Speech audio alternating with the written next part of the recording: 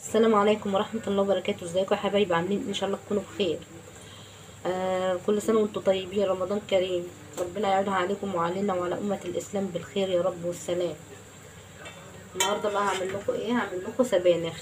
اول حاجة معايا بصلاية كده بحمرها على النار اهي، يعني سمنة والبصل بس. حطيت بصلاية كده بحمرها، هصفرها بس كده على النار. بعد ما اصفرها هرجع لكم تاني. خلاص كده البصلة اصفرت اهي،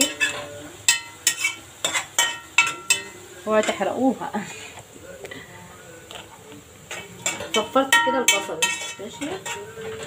هحط بقى ايه معايا فصين توم كده، مقطش عليه بس عشان احسن انا باين احرق. معايا فصين توم اهمت، ما ادقاهم بفلفل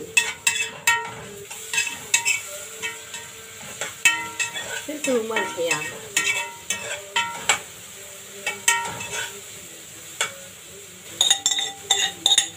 التوم ده بقى بيخلي ريحتها ايه، الريحه جميله والله. بعدين التوم ده بقى مفيد لكل حاجه، ادخلي فيها توم.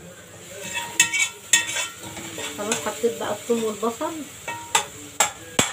طبعا التومه دي انا حاطه لها فلفل، مش هحط بقى فلفل تاني كده. خلاص هجيب بقى الصلصه. انا عامله صلصه ايه طبعا، ايه انا مخزنه صلصه هي عشان ما يبقاش ايه ورانا ايه.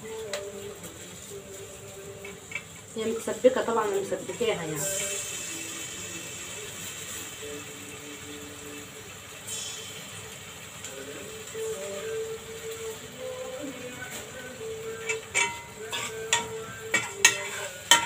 طبعا انا ما قلبتش الثوم لغايه ما احمر، يعني ايه تقلبتين كده في البصل عشان الثوم والبصل يتجانسوا يتعملوا مع بعض، يتجانسوا مع بعض. طبعا انا ايه مسبكاها اهي.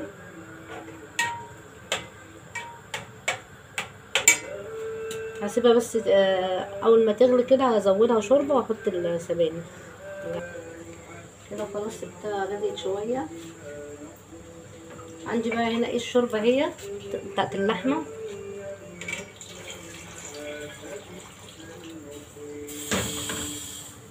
خلي اللحمه قربت تستوي طبعا، احط شويه شوربه منها.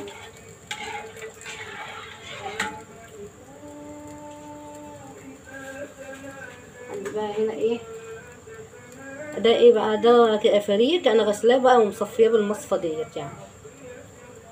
المصفى دي جميله دي، لما بكون عايزه حاجه قليله كده بغسله وبصفيه بيها. دول شويه فريك. انا طبعا مش هحط رز لان الرز طعمه مش حلو فيها خالص خالص. والله العظيم عملتها برز ما حد رضي ياكلها. الحاجه اللي بجربها ما برجعش اعملها تاني، لو طلعت وحشه عمري ما هجيبها لكم على القناه ابدا. طبعا انا بجرب الحاجه قبل ما اعملها. ام رز دي ما بتتاكلش، اعملها بفريك يا بحمص طبيخ. هنحط بقى السبانخ. ايه انا السبانخ انا مخزناها برضه، هحطها كده هي متلجه هتفك.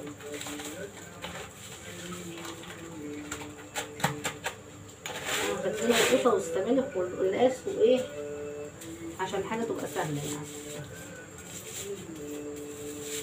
طبعا السبانخ عليها الخضره بتاعتها، يعني عليها الشبت وعليها الكزبره، انا مخلطاهم عليها يعني عشان تبقى ايه، هتحطيها على طول على الحله على طول. اعملوا بقى السبانخ ديت بقى بالفريك وقولوا لي ايه رايكم. والله جميله، محدش يعملها برز تاني، مش هتاكلوها برز ابدا لما تجربوا الفريك ده.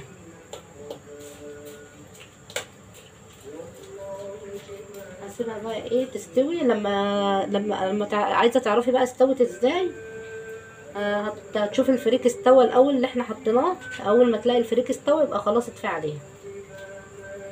وطبعا شوفي الملح بتاعها، عايز ملح ولا مش عايز ملح.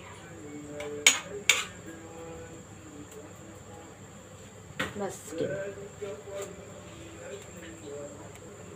نغطي عليها بقى لغايه ما تستوي. ونسيب بقى اللحمه بقى برضه تستوي وخلاص بقى ايه، ونعمل حبه رز وبس. على ما السبانخ بقى تستوي تعالوا بقى ايه اعمل لكم طريقه العرقسوس. هنا معايا ميه في الطبق ده، ومعايا شويه العرقسوس دولت اللي فاضلين هحطهم هنا.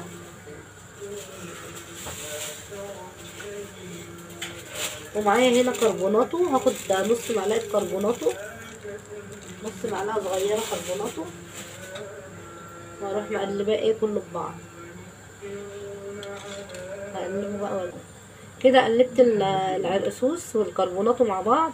هسيب الطبق دوت هحطه على جنب كده واغطيه لغايه ايه بعد ساعتين كده هعمله، او ساعه، اقل حاجه ساعه. لازم تسيبيه ساعه عشان يتخمر. بعد كده هتاخدي الطبق تحطيه في شفشق فيه ميه مثلا ساقعه، وتجيبي شفشق تاني تحطي عليه شاشه وهتقلبي دوت في الميه الساقعه، وبعدين هتروحي مصفيه في الشاشه. وكده العرقسوس ايه. وبعد كده تقلبيه في الشفشقين يعني تقلبي العرقسوس في الشفشق ده شويه، ده على ده يعني تفضلي تنزلي العرقسوس في الشفشق الفاضي وفي الشفشق التاني لغايه ايه ما تلاقي الريم طلع كده منه. يبقى كده العرقسوس حلو، ما تحلوش ولا تحط له سكر. كده العرقسوس ايه اتعمل. تعالى اقول لك بقى ايه على طريقه ايه الموز. لو عندك موز وهيبوظ اعمليه بلبن، اضربيه في الخلاط بلبن وحطيه في ازايز وحطيه في التلاجة، مش هيجراله اي حاجه.